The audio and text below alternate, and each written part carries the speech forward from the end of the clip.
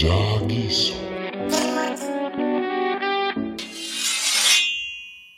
ሰላም የጃጊሶ ቤተሰቦች፣ ዛሬ ደስ የሚል የኮሪያ ድራማ ይዘት ያለው የፍቅር ፊልምን ይዤላችሁ መጥቻለሁ። ርዕሱ ኮንቬኒየንስ ስቶር ኦፍ ሊንክስ ይሰኛል። በፊልሙ ዘና ፈታ እንደምትሉበት አልጠራጠርም። ስለዚህ ቆይታችን የተዋበ እንዲሆንልን ይህንን ቪዲዮ ላይክ፣ ቻናሉን ሰብስክራይብ፣ ለወዳጅ ዘመዶቻችሁ ደግሞ ሼር በማድረግ እንድትጀምሩ ስል በፍቅር እየጠየቅኩኝ በቀጥታ ወደ ፊልማችን እገባለሁ።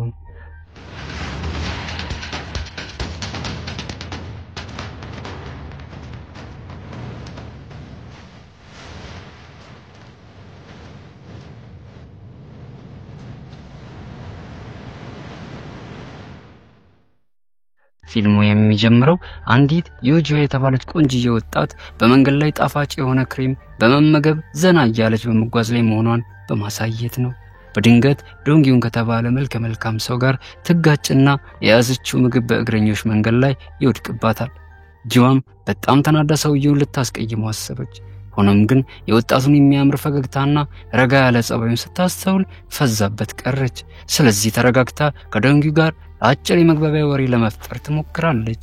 ነገር ግን እሱ ጂዋ ምንም ነገር ከመናገሯ በፊት በፍጥነት ከፊት ለፊቷ ተሰውሮ ይሄዳል። በዚያው ምሽት ጂዋ የፌስቡክ ጓደኛዋን ሁኒን በኦንላይን ስታነጋግራት በትልቅ አገራዊ ዝግጅት ላይ ለመሳተፍ እድሉን እንዳገኘች ታሳውቃትና ደስ ትሰኛለች። ሆኖም ግን ሁኒ በዝግጅቱ ቀን በአካባቢያቸው በሚገኝ ታዋቂ መደብር ውስጥ ተቀጥራ ስለምትሰራ መገኘት አትችልም። ይህ አጋጣሚ ለሁኒ ምን ያህል ውድ እንደሆነ ጂዋ ስለምታውቅ አንድ ነገር አሰበችላት። በጓደኛዋ ምትክ በትልቁ ሱቅ ውስጥ በመገኘት ትሸፍንላት ወሰነች። ይህም እቅድ ሁኒን በትልቁ ዝግጅት ላይ እንድትገኝ ያስችላታል። በጓደኛዋ ሐሳብ እጅግ ተደስታ ሁኒ ያለችበትን በጩኸት አቀለጠችው። በሚቀጥለው ቀን ጂዋ ወደ ሱቁ ማልዳ ትደርሳለች። በመቀጠልም አንድ ልጅ ወደ እሷ ቀርቦ ማናገር ሲጀምር አይታው በጣም ተገረመች። የገረማት ነገር ደግሞ ከአንድ ቀን በፊት ያገኘችው ያ ቆንጅዬ ወጣት ዶንጊውን ነበር። ጂዋ ሁኒና እሱ በዚህ ሱቅ ውስጥ አንድ ላይ የሚሰሩ ጓደኞች እንደሆነ ስታውቅ በጣም ደነገጠች። ጂዋ መጀመሪያ ላይ እጅግ ብትደነግጥም ጓደኛዋ ግን በምትወደው ዝግጅት ላይ እንድትገኝ ለመርዳት ቆርጣ ስለተነሳች በሱቁ ውስጥ እስካለች ድረስ በስራዋ ላይ ብቻ ለማተኮር ወሰነች። ይህ በእንዲህ እንዳለ ጂዋ ቀና ስትል ከሩቅ ሆኖ ባርናቆት የሚመለከታትን ጄዩን የተባለ ልጅ አስተዋለች። በመጨረሻም እንደምንም ብሎ ወደ እሷ ለመቅረብ ድፍረቱን ያሰባስብና ጠጋ ብሎ ስልክ ቁጥሯን እንድትሰጠው ይጠይቃታል። በጄዩን አይን ትኩረት ማግኘቷ ቢያስደስታትም ቀደም ሲል ባጋጠማት ድንገተኛ ነገር የተነሳ በመጠኑም ቢሆን እሺ ለማለት ታመነታለች።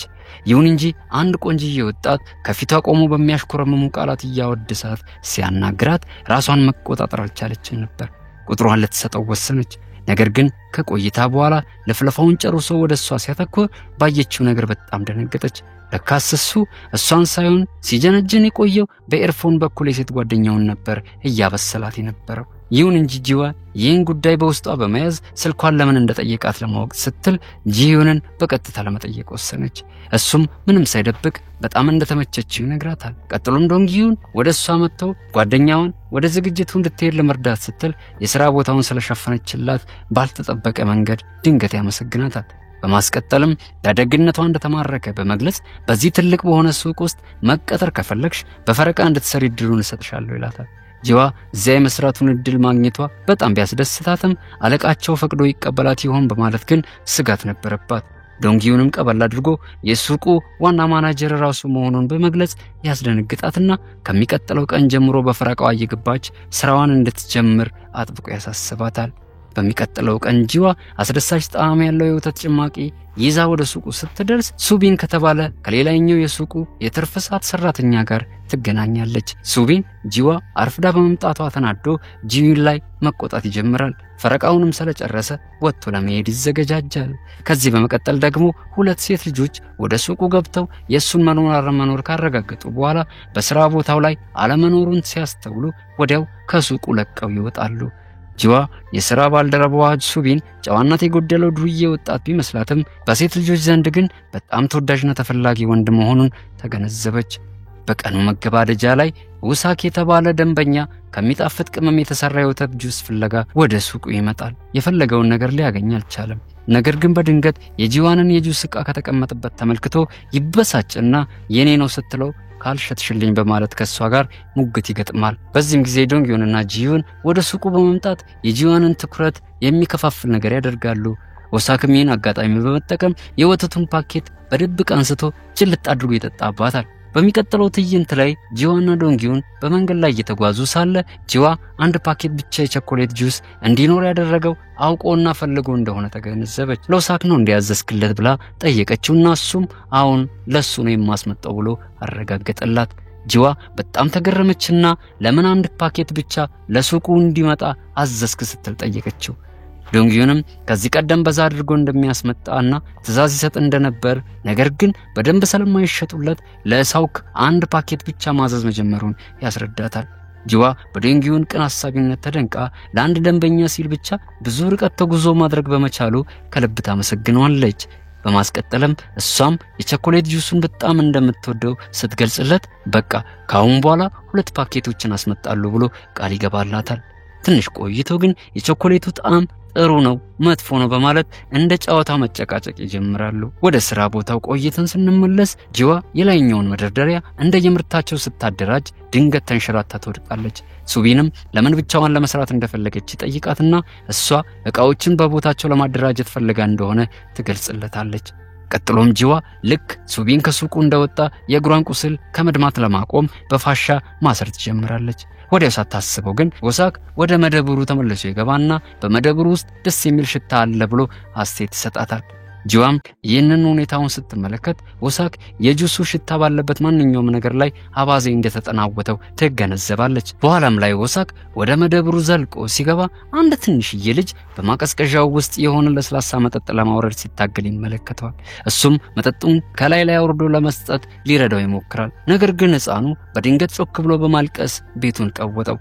ወሳክም ምን ስህተት እንደሰራ ለማወቅ ሕፃኑን መጠየቅ ሲጀምር ወዲያው የልጁ አባት መጥቶ ምን አድርገ ነው ልጄን ያስለቀስከው ንገረኝ በማለት አፋጠጠውና ለፖሊስ መደወል ጀመረ። ሰውየው ወሳክ ስለራሱ እንዲያብራራለት ምንም አይነት ፋታ አልሰጠውም ነበር። በነገራችን ላይ እንዲህ አይነት ሕፃንን በጣም ነው የሚመጣለው።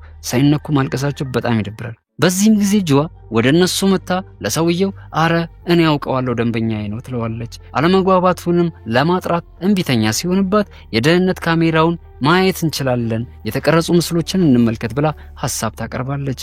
የሲሲቲቪ ቀረጻ ምስሉን ከተመለከቱም በኋላ የልጁ አባት ስላሳየው የማይገባ ባሪ ይቅርታ ይጠይቀዋል። ወሳክም ተለያይተው ከመሄዳቸው በፊት ለልጁ ያወረደለትን የለስላሳ መጠጥ ይሰጠዋል። በማግስቱ ወሳክ ወደ ሱቁ ይመጣና 2 የቸኮሌት ፓኬቶችን ይገዛቸዋል። በመቀጠልም ተገርማ ስታየው ለነበረችው ጂዋ አንዱን መልሶ ይሰጣታል። እሷም ለምን መልሶ እንደሰጣት ተጠይቋለች። ወሳክ እሱ ከሱቁ ዘወትር አንድ ፓኬት ብቻ ለመግዛት ስምምነት እንደነበረውና ገንዘብም ለመቆጠብ ፈልጎ እንደሆነ ይገልጽላታል። ጂዋ እሱ ያላትን በደንብ ታደምጠውና ወሳክን እውነትም አንተ ገንዘብ ለመቆጠብ ከፈለክ ማጨስህን እኮ ነው ማቆም ያለብህ ብላ ትነግሯለች። እሱም በባለፈው ምሽት እሱን ስለረዳችው በደንብ አድርጎ ካመሰገናት በኋላ ተለይቷት ይሄዳል። ብዙም ሳይቆይ ደግሞ ጂዩን ወደ መደብሩ ይገባና ጂዋን መጀናጀን ይጀምራል። አስቀጥሎም በወሩ መጨረሻ የግድ ጥቅም ላይ መዋል ያለባቸው 2 ነጻ ትኬቶች በእጁ እንዳሉ በመግለጽ አብራው ወደ ሲኒማ መሄድ ትፈልግ እንደሆነ ይጠይቃታል። ዝም ስትለውም እኔ እኮ የሴት ጓደኛ ስለሌለኝ ነው ይላታል። በዚህም ጊዜ ጂዋን በጣም ተገረመችና ፈዛ ቀረች። ጂዩንም ቅዳሜ አብረው ፊልም እንደሚመለከቱ ነግሯት በፍጥነት ተመልሶ ይሄዳል። በኋላም ላይ ወሳክ ተመልሶ ወደ መደብሩ ይመጣል። ጂዋም በቶሎሱ የሚወደውን ሲጋራ አምጥታ ከፊቱ ታቀርብለታለች። እሱ ግን ሲጋራውን አስመልሶ በመትኩ ሌላ ነገር በመውሰድ ያስገርማታል። እንደመደሰት እያለችም ማጨስ አቆምክ እንዴ ብላ ተጠይቋለች። እሱም ለማቆም እየሞከረ መሆኑንና በልቡም ቦታ የሰጠው ሰው የእሱን ማጨስ እንደማይወድለት ይነግራታል። በኋላም ላይ 2 ወንድ ልጆች ወደ ሱቁ ገብተው ከጂዋ ሲጋራ ለመግዛት ይሞክራሉ። እሷ ግን ምንም አይነት መታወቂያ ሊያቀርቡላት ስላልቻሉ ለመሸጥ ፍቃደኛ ሳትሆን ትቀራለች። ይህም ነገር ወንዶቹን ያስቆጣቸውና በእሷ ላይ ያልተገባ እርምጃ ለመውሰድ 1-2 ይላሉ። በዚህም ቅስፈት ጂዩን ይመጣና ሁኔታውን ለማረጋጋት ይሞክራል። ነገር ግን ልጆቹ እሱን ለመስማት ፍቃደኛ ሳይሆኑ ይቀራሉ። ጭራሽ እሱን ለማጥቃት መገዳደር ይጀምራሉ። ብዙም ሳይቆይ ሱቢን ወደ መደብሩ ይገባና ልጆቹን እየቀጠቀጠ ልክልካቸውን በመስጠት ፈርተው ከሱቁ እንዲሸሹ ያደርጋቸዋል። ቀጥሎም ጂዋ ለሱቢንና ለጂዩን ስለ እርዳታችሁ ከልብ አመሰግናለሁ ትላቸዋለች። ወደ ሱቢንም ዞራም ፈረቃ ሳይሆን እንዴት ወደ ሱቁ ተመለሰ መጣ ብላ ትጠይቋለች። እሱም በቀላሉ የሆነ ነገር ለመግዛት እንደመጣ ደንበኛ ቆጠሪኝ ብሎ ይመልስላታል። በኋላም ላይ ጂዋና ጂዩን ተያይዘው ወደ ምግብ ቤት ይሄዳሉ። እዚያም ሳሉ ጂዩን ሰክሮ ለጂዋን ቀደም ከወንዶቹ ለመጠበቅ ብሎ ያለ ምክንያት ወደሷ እንደመጣና ነገር ግን ሱቢን ጣልቃ ገብቶ እቅዱን እንዳበላሸበት ይናዘዝላታል። ቀጥሎም እየተወለጋገደ ከዚህ በኋላ ጀግናዋና ጠባቂዋ እንደሚሆንላት ቃል ይገባላታል።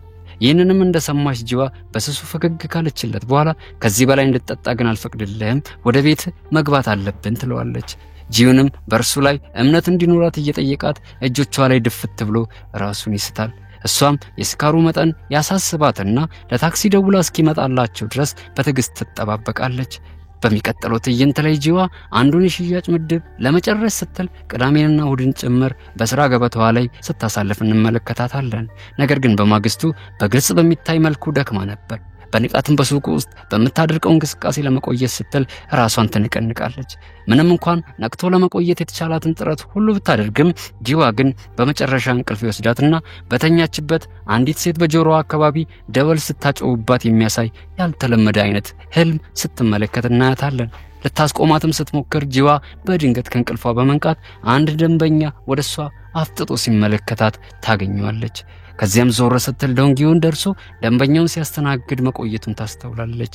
ደንበኛውም ወጥቶ ከሄደ በኋላ ጂዋ ዶንጊውን ለምን ቀደም ብለ አልቀሰቀስክኝም ትላለች። ዶንጊውንም እሷን ከመቀስቀስ ይልቅ በእንቅልፍ ልቧ ልክ እንደ ሕፃን ልጅ እጆቿን እንዴት እንደምታንቀሳቀስና ይህንንም ስታደርግ ምን ያህል ቆንጅዬ ልጅ እንደሆነችና እንደምታምር በመግለጽ ያሾፍባታል። ከዚያም ለጂዋን ወደ ቤት እንድትሄድና ትንሽ እረፍት እንድታደርግ ይጠይቃታል። ነገር ግን እሷ ፈረቃዬን መጨረስ አለብኝ ትለዋለች። ጂዋ መስራቷን እንደቀጠለች በድንገት ሱቢንን ተመለከተችውና ለምን ሰዓት እላፊ እንደሚሰራ ጠየቀችው። እሱም ዶንጊውን ለተወሰነ ሰዓት በመቆየት እርዳታ እንዲሰጣት መጠየቁን ይነግራታል። ጂዋ በዶንጊውን የደግነት ሐሳብ ልቧ ተነክቶ ሱቢንን ስለ እርዳታ አመሰግናለሁ ትለዋለች። ነገር ግን እንደገና በስራዋ ላይ ለማተኮር ስትሞክር በድንገት ሆዷን ከባድ ህመም ይሰማትና በጥርፊያ ወደ መጸዳጃ ክፍል ታመራለች። በመታጠቢያ ቤት ውስጥም ሆና ስታስብ የወር አበባዋ መምጫ ጊዜው መድረሱን ትገነዘባለች። በዚያ ላይ ደግሞ ሞዴስም ሆነ ተቀያሪ ልብስ መያዟን ረስታ ስለነበር በራሷ በጣም ተናደደች። ጂዋ እንደተበሳጨች በመጸዳጃ ቤት ውስጥ እስከሚቀጥለው የእረፍት ሰዓት ድረስ በመቆየት እንደ ድል ወደ ሽንት ቤት የሚመጣ ሰው ካለ በማለት እዛው በተቀመጠችበት ለመጠባበቅ ወሰነች። የሆነ ተአምር ተፈጥሮ ከዚህ ጉድ የምትወጣበትን ቅስፈት መጠባበቅ ላይ ነች። በሚገርም ሁኔታም ሱቢን ሳይታሰብ ወደ ሽንት ቤቱ ብቅ ብሎ ትንሽዬ የፕላስቲክ ከረጢት ከክፍሉ ውጭ በኩል ሆኖ ያቀብላታል። ጂዋም ወስዳው በጥንቃቄ ስትከፍተው በውስጡ የሴቶች ንጽህና መጠበቂያ ሞዴስና ሌላ ተቀያሪ ልብሶችን ታገኛለች። ጂዋ ትልቅ እፎይታ ተሰምቷት ስለነበር ፈገግ ከማለት በስተቀር ሌላ ምንም ማድረግ አልቻለችም። ስለዚህ በውስጧ ሱቢንን አመሰገነችውና ውለታውን ልትከፍለው ወሰነች። ከዚያም ወደ መደብሩ ተመለሳ ለሱቢን ምስጋናውን ከገለጸችለት በኋላ እኔ ርቦኛል አንተ ሰራብህም ለምን ወጣ ብለን ምሳ አንበላም በማለት ሐሳብ ታቀርባለች። እሱ ግን በሐሳቡ አልተስማማም ነበርና ከራበሽ ብሎ አንዱን የሳንድዊች ፓኬት አንስቶ ወደ እሷ ሲወረውር ጂዋ ደንግጣ ፓኬቱን ትቀልበዋለች። ሱቢን ሊያሾፍባት በመፈለግ ሌላ ሳንድዊች አንስቶ ሊወረውር ይዘጋጃል። እሷም ልትቀበለው ስትጠጋው ወደ ላይ ከፍ በማድረግ ከደረሹ ስጂ በማለት ያሾፍባታል። እሷም ለመውሰድ በላዩ ላይ ስትንጠለጠል በማከላቸው ትንሽዬ ጾታዊ መቀራረብ ይፈጠራል። ድንገት በዚያን ጊዜም ዶንጊውን ለጂዋ ትኩስ የሳንድዊች ፓኬት ይዞ ወደ ውስጥ ይመጣል። ሁለቱ ወንዶች ባቀረቡላት የምሳ ግብዣ ለተወሰኑ ደቂቃዎች ስትወዛገብ ትቆያለች። የማንን ሳንድዊች መቀበል እንዳለባት እርግጠኛ አልነበረችም። ይሁን እንጂ ከጥቂት ቆይታ በኋላ ዶንጊውንን ተርባለች ብሎ ስላሰበላት እያመሰገነችው የሱቢንን የምሳ ግብዣ ለመቀበል ወሰነች። በሚቀጥለው ትዕይንት ዶንጊውን በትህትና ወደ ጂዋ ቀርቦ ከሱ ጋር እንድትሄድ ከመፍቀድ ውጭ ሌላ ምንም አማራጭ እንደሌለው ይነግራታል። ቀጥሎም እያዘነ አንዳንድ የሱቁ ደንበኞች ስለሷ ለአለቆቹ ቅሬታ እንዳቀረቡና ዝርዝር ጉዳዩን ለሱ ባይነግሩትም እሷን ከስራዋ እንዲያባራት መታዘዙን ያሳውቃታል። ጂዋም ሳላውቅ ስህተት ሰርቼ ሊሆን ይችላል በማለት መጥፎ ዜናውን በጸጋ ትቀበላለች። ቀጥሎም ጂዩን ወደ መደብሩ ይገባና መረባበሻቸውን አስተውሎ ምን እንደተፈጠረ ይጠይቃቸዋል። ዶንጊውንም እሱ ራሱ ምክንያቱ ምን እንደሆነ ሙሉ በሙሉ እርግጠኛ አለመሆኑን ያሳውቀዋል። ከዚያም ትዕይንቱ መለስ ብሎ ከጥቂት ቀናት በፊት በመደብር ውስጥ የተከናወነውን ነገር ያስቃኘናል። የሆነ ቀን ሁለት የኮሌጅ ልጃገረዶች ወደ መደብሩ ዘው ብለው ገብተው ጂዋንን ከሱቢን እንድትርቅ ሲያስጠነቅቋት ነበር። ጂዋም በሰዓቱ ቀለል አድርጋ ነበር ሱቢን ማለት የሥራ ባልደረባው ብቻ እንደሆነ የገለጸችላቸው። ነገር ግን ልጃገረዶቹ ተበሳሽተው ስለነበር ለሥራ ቦታው ብቁ ስለመሆኗ በመጠራጠር ሲያፋጥጧት ቆይተው እየዛቱ ነበር ተመልሰው የወጡት። አሁን ላይም ጂዩን እየደበረው ወደ ጂዋን ቀርቦ ከዚህ በኋላ ቶሎ ከሷ ጋር መገናኘት ባለመቻሉ ከልብ ማዘኑን ይገልጽላታል። እሷም ግን ፈታ እያለች አረ እንደ መደበኛ የሱቁ ደንበኞች እኮ እየተመላለስኩ ጠይቃቸዋለሁ በማለት ቃል ትገባላቸዋለች። በድንገት ግን ጂዩን አንድ ሐሳብ አመነጨ። ለምን ለጂዋ የሽኝት ፕሮግራም አናዘጋጅም ይላቸዋል። ዶንጊዩንም በደስታ ሐሳቡን ይቀበሏል። በኋላም ላይ ዶንጊዩን ጂዩን ሱቢንና ውሳክ አንድ ላይ ተሰብስበው ምርጥ በሆነ ሬስቶራንት ውስጥ ተገኝተው ለጂዋን የሽኝት ግብዣ ሲያደርጉላት እንመለከታቸዋለን። እሷም በእንዲህ ያለ ቦታ ላይ ስትገኝ የመጀመሪያዋ እንደሆነ በመጥቀስ በሬስቶራንት ውስጥ ከሚገኙ ከልዩ ልዩ አቃጣይ ቅመማ ቅመሞች የተዘጋጁ ምግቦች መሞከር እንደምትፈልግ በደስታ እየፈነደቀች ታሳውቃቸዋለች። ነገር ግን ልክ ምግቡ ቀርቦላቸው መብላት እንደጀመሩ ሁሉም ምግቡ ከሚባለው በላይ የሚያቃጥሉ ቅመማ ቅመሞች የበዙበት መሆኑን ይገነዘባሉ። ቅመም የበዛበት ምግብ በጣም ይመቸኛል በማለት የፎከረው ጂዩን እንኳን ምግቡን ችሎ መዋጥ ዳገት ሆኖበት ነበር። ቃጠሎውንም ለማስታገስ ስላልቻለ የውሳክን ከቸኮሌትና ከወተት የተዘጋጀውን ጁስ ከተቀመጠበት አንስቶ ምንም ሳያስቀር ጭልጥ ያደርገዋል። የሚያቃጥል ስሜቱንም ለመርሳት ሲሉ በፍጹም አላደረኩትም የሚለውን የሀገራቸውን ታዋቂ ጨዋታ ለመጫወት ይስማማሉ። በጨዋታው የተነሳውን ጥያቄ ወይም ሐሳብ እያንዳንዳቸው ያደረጉት መሆኑንና ለመሆኑን ይለዩበታል። ማንም ሰው የተነሳውን ሐሳብ አድርጎት ከሆነ የእጁን ጣት ሳያጥፍ የማቆየት ግዴታ አለበት። ጨዋታው እንደተጀመረ ለብዙ ደቂቃዎች ዙሩ ሰላም ሆኖ ይቀጥላል። ብዙም ሳይቆይ ግን ሁሉም ተጠያይቀው አንድ ጣታቸው ብቻ ይቀራል። በስተመጨረሻም የመጠየቅ ተራው ላይ ዶንጊዩን ይሆናል። እሱም ቅር በተሰኘ የፊት ገጽታው በዚህ ቡድን ውስጥ ካለ ሰው ጋር ፍቅር ይዞኝ አያውቅም በማለት ጨዋታውን ከፍ ያደርገዋል። አጠቃላይ የቡድኑ አባላት በቅጽበት መናገር የተሳናቸው ይሆናሉ። ሁሉም አይኖቻቸው በሚያሳዝን ሁኔታ ዙሪያ ገባውን ይቃኛሉ። ከዚያም ሁሉም በስጋት አንድ ባንድ እያሉ የመጨረሻ ጣቶቻቸውን ያጥፉትና ጂዋን ብቻ ጣቷን ወደ ላይ ቀስራ ትቀራለች። ከዚያም በዙሪያ ያሉትን ወንዶችን ዞር እያለች ትመለከታቸዋለች። በግልጽ እንደሚታይባት ከሆነ በጣም ተወዛግባና ማንን እንዳፈቀረች መናገር እንዳለባት እርግጠኛ አልነበረችም። ስለዚህ እሷም ከአፍታ ማመንታት ቆይታ በኋላ ሁሉም ሰው በጸጥታ ጓጉቶ እየጠበቃት በቀስታ ጣቷን እጥፍ ታደርጋለች። ከዚያም ትዕይንቱ ተቀይሮ ጂዋ መኝታዋ ላይ ተቀምጣ ራሷን ሜካፕ ስትሰራ፣ እህቷ ደግሞ በዚያው ክፍል ውስጥ ካጠገቧ ተኝታ እንመለከታታለን። በድንገትም እህቷ ከእንቅልፏ ነቃችና እየተንቀለቀለች ድምጽ በመፍጠር እንቅልፏን ስለረበሸቻት በመናደድ በጂዋ ላይ ትጮባታለች። ጂዋ ግን ተረጋግታና ዘና ብላ አሁን ከጧቷ መሳት ሆኗል፣ ስለዚህ ከመኝታዬ መነሳት አለብሽ ትላታለች። ከዚያም በፈገግታ እየዘለለች ከወንድ ጓደኛዬ ጋር ልገናኝ እኮ ነው በማለት ወሬዋን ትቀጥላለች። እህቷም ይህንን እንደሰማች በሳቅ ፍርፍር እያለች የወንድ ጓደኛሽ ማለት በትርፍ ሰዓት ላይ ያገኘሽው ጓደኛሽ ነው በማለት እያሾፈች ተጠይቃታለች። ጂዋ አሁንም ፈገግ እንዳለች ፍቅረኛዋን በሥራ ቦታዋ ላይ እንደተገናኘችውና በመልኩም ከመላእክት እንደማያንስ በኩራት ትነግራታለች። የእህቷም ስሜት በቅጽበት ይቀየርና እሷም ፍቅረኛ ልታደርገው የምትችለው ወንድም ካለው እንድታስተዋውቃት በደስታ ስሜት ትጠይቃታለች። ጂዋን በጨዋታ ምላሽ የእህቷን ጥያቄ ታስተናግደውና ችግር የለም እጠይቀዋለሁ በማለት ክፍሏን ለቃላት እንድትወጣ ካደረገቻት በኋላ በክፍሉ ውስጥ ለብቻዋን ሆና ትዘገጃጃለች።